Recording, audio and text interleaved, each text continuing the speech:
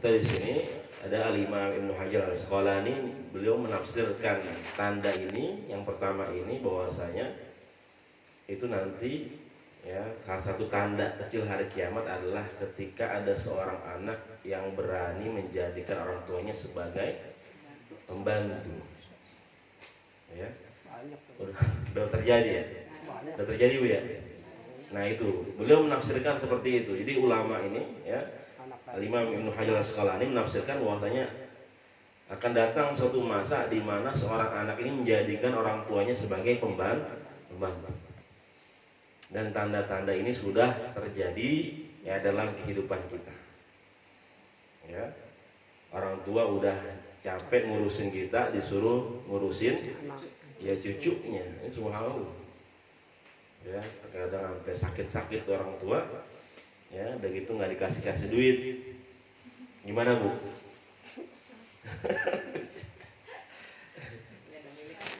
Ya, itu yang pertama ya, antaridal ammatu rabbataha. Ya. Kemudian juga ada yang menafsirkan, para ulama ini adalah ketika ya ada suatu wilayah dikuasai orang Islam, ya, dikuasai oleh orang Islam, ya kemudian itu di sana terjadi tadi, yaitu ketika ya orang-orang kaya ini, para majikan ini, mereka ya menghamili para pembantunya, ya, nanti akan dikuasai oleh Islam. Dan ini sudah terjadi semuanya. Itu yang pertama.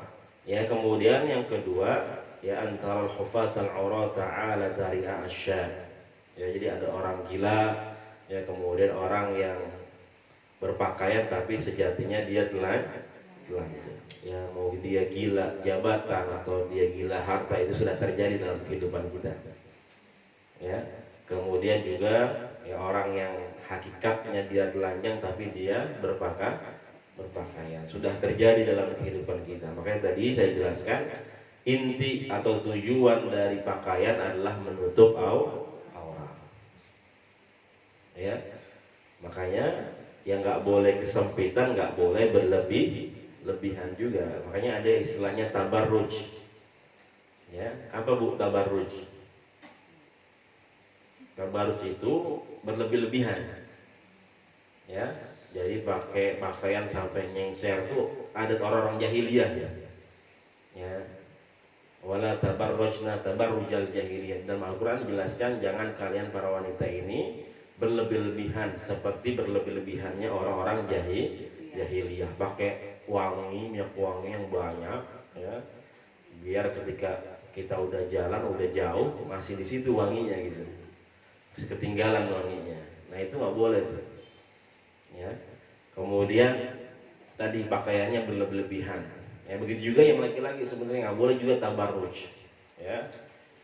Pakai pakaian yang berlebihan, ya, atau yang ketat, ya, saking ketatnya tadi, ya sampai nggak kelihatan dagingnya, ya. Jadi saking ketatnya, jadi nggak boleh ketat, kemudian juga nggak boleh berlebihan. Ya, yang sedang-sedang saja. Ya, karena inna habbul amal, ya, bahwasanya amalan yang terbaik adalah wasatuha, yang tengah-tengah dalam agama kita. Makanya ada yang moderat, ya, Islam moderat. Nah, itu sudah terlihat dalam kehidupan kita. Kemudian yang ketiga ya tatawaluna fil bunyan. Ya, tadi bahwasanya sekarang manusia ya sudah berlomba-lomba ya untuk membuat bangunan yang paling tinggi. Ya. Negara-negara Teluk ya sudah buat ya bangunan yang paling tinggi. Ya, misalkan di Abu Dhabi ya.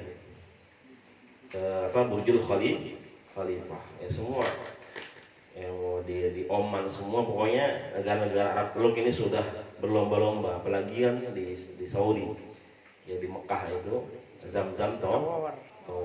Itu pokoknya kalau kita mau melihat ya Masjidil Haram ya patokannya itu aja. Ya, dari Jabal Nur udah kelihatan tuh. Ya, dari Gua Hiro kelihatan. Ya, jamnya. Yang paling tinggi dia.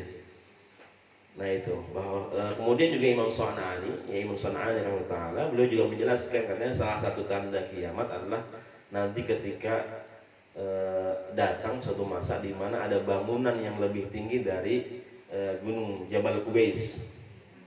Jabal Qubais itu adalah gunung ya yang di Mekah itu yang sekarang dibangun istananya raja. Ya sebelahnya itu, Bu.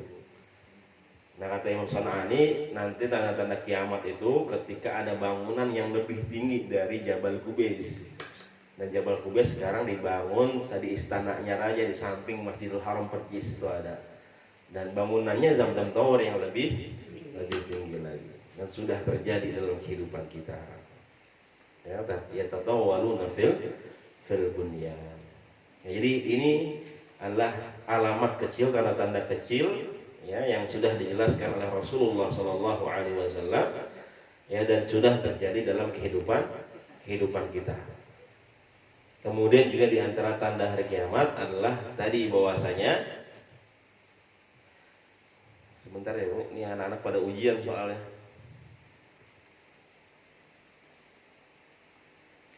Ya, jadi tanda-tanda kiamat bahwasanya diangkatnya ilmu pengetahuan oleh Allah Subhanahu wa taala. Ya, innallaha la yaqbidul ilma intiza'an walakin yaqbidul ilma biqabdil ulama. Bahwasanya Allah Subhanahu wa taala enggak mencabut ilmu pengetahuan itu langsung. Tapi Allah Subhanahu wa taala mencabut yang namanya ilmu pengetahuan dari dunia ini dengan mencabut nyawa para ulama. Dan di tahun kita ini banyak sekali para ulama yang sudah dipanggil oleh Allah Subhanahu wa taala. Banyak sekali. Ya, dan ini sudah bagian dari tanda-tanda hari kiamat. Ya, jadi mudah-mudahan senantiasa kita berbekal ya yang tadi dengan keimanan, kemudian juga dengan keislaman kita, ya, kemudian dengan ihsan. Ya, yang Allah sudah jelaskan melalui lisan Nabi kita Nabi Muhammad Sallallahu Alaihi Wasallam. Falabistu maliya. Kemudian tadi jelaskan bahwasanya ini adalah malaikat Jibril. Artinya apa? Yang namanya malaikat itu bisa menyerupai manusia. Jadi salah satu kelebihan malaikat itu bisa menyerupai manusia. Ya, subhanallah.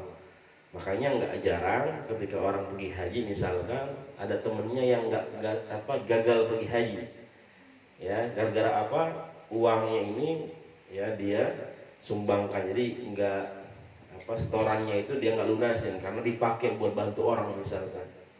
Ternyata ada saudaranya ketika di Masjidil Haram ketemu sama dia, ya padahal yang dia tahu ini orang nggak jadi pergi haji, tapi di haram itu kejadian aneh seperti itu. Ini subhanallah. Ya, jadi ada orang-orang yang seperti itu, ya. Jadi malaikat itu bisa menyerupai yang namanya manusia. Tapi malaikat tidak bisa disifati apakah dia laki-laki atau perempuan. Pokoknya malaikat kita percaya seperti itu. Tapi tadi kelebihannya dia bisa menyerupai manusia. Ya. Jadi para jamaah rahmatullah subhanahu wa ta'ala. Kemudian yang terakhir di sini adalah Rasulullah sedang yang mengajarkan kita bagaimana thariqatut ta'lim, yaitu metode belajar, ya.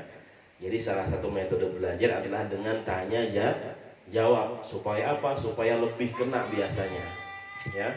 Jadi orang kalau tanya jawab itu biasanya dia lebih masuk, lebih kuat ingatannya daripada kita sekedar menjelaskan.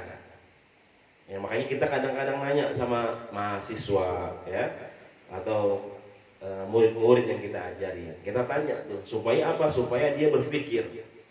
Ya, kemudian juga supaya dia tahu di mana salahnya ketika dia menjawab. Misalkan dia jawabnya kemudian salah, kemudian kita jelaskan, dan itu ya biasanya jauh lebih kena atau lebih diingat oleh anak-anak didik biasanya. Ya, makanya di sini Rasul, ya, kemudian malaikat Jibril, metodenya adalah tanya jawab. Kalau Rasul mau jelasin langsung aja bisa nggak Bu? Bisa. Ya Rasul tinggal jelasin, wahai para sahabat, inilah Islam, inilah iman, ya inilah ihsan, ini tanda-tanda hari kiamat. Tapi metodenya yang diajarkan oleh malaikat Jibril adalah tanya jawab. Ya, supaya apa? Supaya lebih mengena, lebih kuat ingatannya. Ya, ya biasanya kita seperti itu. Ketika ditanya, ya kita akan mikir tuh.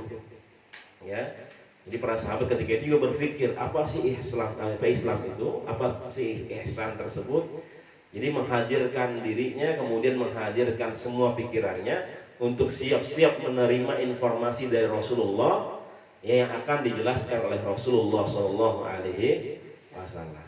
Ya, misalkan ibu ketika masuk kelas atau nanya anaknya, ya coba ya apa yang dimaksud dengan malaikat. Nah, anak-anak kita akan berpikir tuh, otaknya dia akan mencari tuh coba, ya dia akan mencoba berpikir apa sih malaikat. Nah, ketika sudah hadir dirinya, dia sudah menghadirkan pikirannya, baru kita masukin tuh pengertian dari malaikat. Malaikat itu seperti ini, seperti ini. Apalagi kalau dia misalkan jawabnya salah, maka dia akan lebih ingat. Oh ternyata yang dulu saya jawab itu salah, yang benar seperti ini. Itu jauh lebih diingat, ya, oleh anak-anak kita. Jadi hadis ini, ya hadis yang begitu mulia, ya hadis yang begitu istimewa, ya. Karena ini mengajarkan kepada kita bagaimana pembuktian seorang manusia yang beriman kepada Allah Subhanahu wa taala, ya. Bekal kita yang dimulai tadi dari iman kita, kemudian juga Islam kita, kemudian menghadirkan diri kita dengan sifat ihsan. Kemudian semua ini adalah sebagai bekal, ya, supaya apa? Supaya nanti misalkan kita ditakdirkan, ya, kita merasakan hari kiamat, misalkan kita sudah tahu tanda-tandanya kecil sampai yang besar sudah jelas kalau Rasulullah Shallallahu Alaihi Wasallam, ya, tapi waktunya yang memang tidak dikasih tahu oleh Rasulullah Shallallahu Alaihi Wasallam, karena Rasul pun tidak tahu. Tinggal bagaimana kita bersiap, ya, kita berbekal dengan sebaik-baik bekal di yaumil akhir nanti di hadapan Allah Subhanahu Wa Taala. Mungkin ini saja yang bisa saya sampaikan. Mungkin Bapak Ibu semua para jamaah ada yang ditanyakan? Ustaz nanya ini tentang ihsan Bisakah kita menjadi orang yang menjadi orang ihsan gitu? Kadang-kadang kita yang nama ihsan itu jauh banget apa yang kita aplikasikan dalam kehidupan. Seakan-akan kita ihsan beribadah kepada Allah. Jangankan kita sedang ibadah, lagi sholat pun kita masih teringat sesuatu yang apa yang kita pikirkan. Apakah itu dimasuk ihsan? Kemudian ihsan yang sebenar-benar ihsan itu apakah kita termasuk orang-orang seperti ini, Ustaz? Kadang-kadang di sini ibadah seakan-akan kita melihatnya dan Allah pun seakan-akan melihat kita. Selain itu apalagi, Ustaz? Bisa nggak kita dikatakan ihsan yang benar-benar katakan Rasulullah itu? Iya. Jadi kalau kita lihat arti ihsan sebenarnya berasal dari kata hasuna yahsunu. Jadi sesuatu yang baik. Tadi kan saya katakan ada al-ihsan. Ya, wa ma jazaa'ul ihsani illal ihsan. Tidak ada perbuatan baik kecuali dibalas dengan kebaikan juga. Ya. Kemudian dijelaskan Rasul di sini adalah pengertian lain dari yang namanya ihsan. Ketika kita menyembah Allah seakan-akan kita lihat Allah. Ya, ketika kita ibadah, ya, ketika kita misalkan puasa, sholat, semua, ya, baca Quran, seakan-akan kita sedang melihat Allah Subhanahu Wa Taala. Ya, tapi kalau kita tidak melihat Allah, tapi kita yakin bahwasanya Allah Subhanahu Wa Taala sedang melihat kita. Nah, ini memang Rasulullah SAW perintahkan kepada kita semua, ittaqullaha mastata'tum. Jadi kita bertakwa, kita menjalankan perintah Allah dan menjauhi larangannya, ya. Jadi kalau bertakwa itu ittaqullaha mastata'tum. Kalau kita beribadah itu bagaimana kemampuan kita, ya. Tapi kalau menjauhkan, ya, atau meninggalkan larangannya itu memang harus tegas. Jadi harus kuat. Nggak ada istilahnya meninggalkan larangan itu semampu kita itu nggak bisa. Jadi yang namanya larangan memang harus tinggalkan. Tapi kalau bertakwa kita ibadah, maka mastata'tum, terserah kalian bagaimana semampu kalian, sekuat kalian. Ya, bahkan ada ulama mengatakan yang namanya bertakwa atau beribadah semampu kita itu kita ibaratkan kalau kita muterin lapangan bola. Kita mampunya berapa putaran? Kalau kita udah bener-bener udah nggak mampu, di situ namanya mastata'tum. Di situ akhir dari usaha kita. Kita ngiterin lapangan bola. Kuatnya berapa ente ngiterin lapangan bola di situ? Itu namanya sudah seluruh kemampuan kita untuk ibadah kepada Allah Subhanahu wa taala. Ya, karena tadi kita terkadang ya waktu kita sudah lebih banyak untuk dunia, kita sholat saja masih mikirin dunia. Padahal sholat kita cuma berapa tadi? 15 menit lah. Bener 15 menit tidur kali.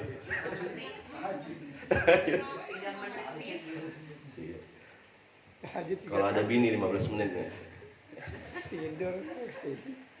Iya, ya insya Allah mudah-mudahan 15 menit. Tapi terkadang 15 menit kita juga masih mikirin dunia. Ya, masih mikirin duit katanya. Ya, tadi belum dibagi jatah kayaknya kita belanja belum keluar kan. Iya. Hah? Banyak banget ya ngingetin yang begituan. Jadi bisa ingat ketika sholat. Ketika sholat. Subhanallah. Hal-hal yang begitu yang kita ingat ketika sholat. Ya, jadi ketika urusan akhirat masih dimasukin urusan dunia. Nah itu memang dalam kehidupan kita seperti itu. Makanya khusyuk dalam sholat kita mulai dari wudu. Makanya ketika wudu ya kita benerkan wudu kita baca doa, kemudian wudu, setelah wudu kita baca doa lagi. Kalau mau sholat sunnah wudu silahkan 2 rakaat. Ya. Kemudian langsung kita niat buat ya sholat fardu, ya sholat yang ingin kita kerjakan. Supaya apa? Supaya menghadirkan seluruh jiwa kita, hati kita, ya, untuk ibadah ikhlas karena Allah Subhanahu wa taala. Atau kalau sebelum sholat kita mau baca misalkan surah Al-Mu'awwizatain, qul a'udzu birabbil falaq, qul a'udzu birabbin nas. Ya, atau tambah dengan surah Al-Falaq, surah Al-Ikhlas misalkan. Kalau waktunya cukup ya sebelum jamaah, enggak apa-apa silahkan. Ya supaya apa? Supaya tadi menghadirkan ya bahwasanya kita yakin bahwasanya kita semua sedang dilihat Allah Subhanahu wa taala. Memang itu yang paling berat memang. Ya biasanya kita manusia ya khusyuk ibadah kalau lagi rame. Betul nggak Bu? Ya kalau lagi sendirian baca Al-Quran baru 5 menit kadang udah ngantuk ya, udah capek. Tapi terkadang kita kalau lagi rame-rame subhanallah ya seger ya, semangat ya. Tapi kalau lagi sendirian biasanya ya entar-entaran dulu dah ya. Entar-entaran dulu ya. Tadi kalau sendirian katanya cepet ibadahnya, tapi terkadang kalau lagi rame itu kita ya khusyuk ya. Nah itu makanya salah satu ya golongan yang akan mendapatkan naungan langsung dari Allah, kata Allah.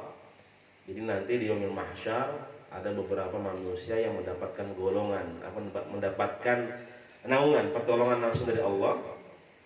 Ya. Salah satunya adalah orang ya zakarullah khalian fa fadat ainah. Yaitu orang yang suka ingat kepada Allah di waktu dia sendiri. Jadi ketika kesendirian dia senantiasa ingat kepada Allah, bahkan sampai meneteskan air mata. Kalau kita biasanya nangis lagi ngapain? Bayar utang ke bayar. Udah laku. Banyak utang, diomelin bini kali ya. Diomelin bini, jatah nggak dibagi.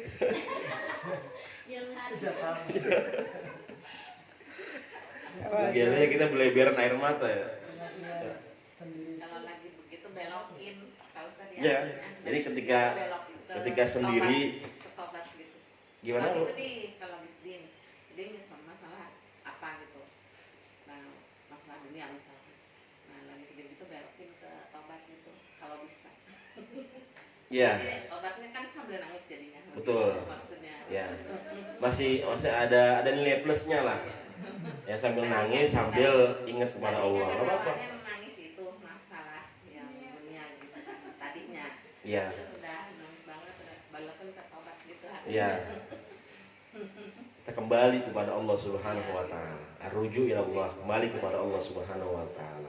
Ya, kita istighfar, kita mohon ampun, mudah-mudahan ya dari dekatnya kita dengan ingatnya kita, masalah kita bisa diampuni, ya bisa berikan jalan keluar yang dituntun oleh Allah Subhanahu wa taala. Ya. Kemudian tadi maksud dari sendiri adalah ya kita lagi sendiri gitu. Kita lagi sendiri ya kita ibadah ya. Di waktu kita sendiri ini kita senantiasa ingat sama Allah Subhanahu wa taala. Karena tadi tantangannya biasanya manusia kalau sendiri itu lupa sama Allah. Ya ibadahnya asal-asalan. Ibadahnya semau kita. Dan kita kalau sendiri terkadang kita jarang zikir, jarang ingat Allah Subhanahu wa taala. Ya kita terlena dengan kehidupan kita biasanya. Karena kita lagi sendiri gitu. Terkadang manusia ya tabiatnya seperti itu. Ya pengen dilihat orang, ya pengen ya dilihat ahli ibadah, pengen ya macam-macam lah. Makanya dia terkadang ya beramalnya ketika lagi rame-rame. Makanya Allah tantang, bisa nggak sendiri ya benar-benar ingat sama Allah, ibadahnya benar, semuanya benar, kemudian ya ketika misalkan berdoa lagi zikir lagi ingat kepada Allah sampai meneteskan air mata. Kadang kita nggak bisa kalau sendiri netesin air mata, kecuali lagi yang bener-bener banyak masalah, lagi sakit, lagi bener-bener ya dalam keadaan mendesak ya banyak masalah, baru bener-bener kita bisa nangis kepada Allah Subhanahu wa taala. Ingat emak nangis salat. Iya, jadi tadi bahwasanya ya senantiasa ya kita perbaiki, ya memang susah kita lakukan, tapi tadi ittaqullaha mastata'tum, kita beribadah semampu kita, bagaimana kita bisa ya mengeluarkan ya mujahadah ya semampu kita untuk ibadah kepada Allah Subhanahu wa taala. La yukallifullahu nafsan illa wus'aha. Ya, yang penting kita sudah berusaha untuk sebaik mungkin yang menghadirkan kualitas ibadah yang terbaik, ikhlas karena Allah Subhanahu wa taala. Allahu a'lam bishawab. Udah lagi ibu semua? Iya, silakan Bu. Iya. Enggak gini, aku tuh sering banget tuh bangun sepertiga malam, ini tuh udah tanda gitu ya. Iya, alhamdulillah. Gitu. Cuman kata kenapa tuh kalau untuk keluar aja tuh rasa takut, pisang gitu ada gitu kan. Jadi Gimana? Rasa keluar? Takutan. keluar ambil wudhu gitu Oh. kan. Jadi takut pisang gitu, apa orang pisang bagaimana? Karena belum terbiasa. Nah, kita kan keluar kan gitu kan, nggak kayak gini gitu. Terus apakah bisa diganti dengan kain? Biasanya kan kalau ada suami kan bisa di dengan suami kan, kalau kan kadang Nggak ada. gitu kan. Iya. Curhat nangis dong. Di rumah ada anakku. Itu bapak yang sakit. Oh ya. Ya, jadi ya memang ya supaya sebenarnya ya supaya kita Dirutinin. ya jadi pembiasaan sebenarnya. Jadi kita bangun ya kita baca doa bangun tidur ya, kemudian kita istighfar ya. Kalau perlu kita tadi baca surah Al-Mu'awwizatain, kita baca qul a'udzu birabbil falaq, qul a'udzu birabbin nas, sama qul huwallahu ahad. Jadi ada Al-Mu'awwizah as-salasah. Ya, jadi ada 3 surat yang menjadi buat perlindungan yang biasa Rasul baca buat benteng diri kita. Ya, makanya ada Hisnul Muslim, benteng diri, selain kita baca Al-Ma'surat ya, zikir pagi, zikir sore, itu nggak apa-apa baca. Kemudian kalau misalkan mau tidur tadi baca ya, mau Al-Falaq kemudian juga An-Nas, atau 3-3-nya nggak apa-apa, sama Al-Ikhlas ya, Al-Ikhlas ya. Jadi dicoba dulu nih Bu. Jadi coba baca itu, kemudian tempat duduknya keluar rumah apa gimana? Keluar rumah ya. Yang mana kita sudah ke sono ya. Ya, jadi yang masalahnya seperti itu ya. Kalau perlu ibu nyimpen air di dalam, nyimpen baskom, kemudian wudhu di situ. Jadi setiap malam ibu nyiapin air buat wudhu. Ya nggak apa-apa. Misalkan di kendi ya, di ember. Kemudian nanti ibu misalkan wudhunya ditadangin baskom gitu.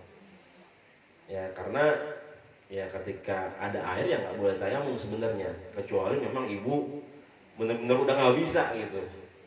Ya, ketika misalkan ketika wudhu masih takut juga di dalam rumah, gitu. Jadi diusahakan tadi, ya kalau misalkan takut ya bawa air ke dalam rumah, kemudian nanti wudhu. Ya wudhunya kalau mau yang wajib saja, nggak apa-apa. Ya, karena kan ada sunnah wudhu, ada wajib wudhu. Jadi yang wajibnya saja nggak apa-apa. Yang penting wudhunya semua sudah terpenuhi, baru sholat. Gitu. Ya, jadi seperti itu. Jadi mudah-mudahan dengan kebiasaan. Jadi kita paksa diri kita seperti itu. Nggak apa-apa, sama. Jadi orang ihsan begitu. Ya, alhamdulillah kalau misalkan setiap malam dibangunin sama Allah Subhanahu wa taala, ya, kenikmatan yang luar biasa. Jarang orang yang bisa seperti itu. Jangan bangunnya buat pipis doang. Biasanya begitu. Alhamdulillah nikmat ya. Jadi yang penting istiqomah, ya.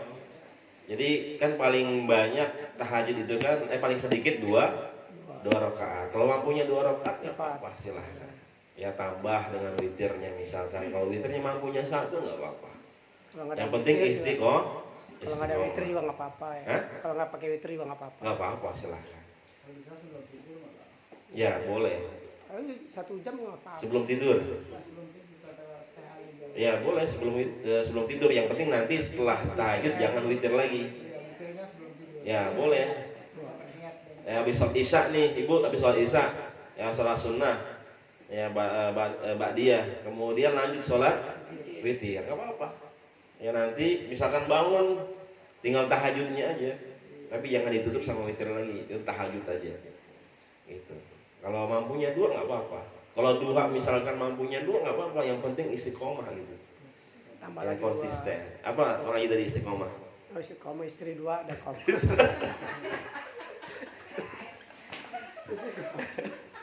Istri 3 ya. Istri 3 dikontrakin rumah. Demen.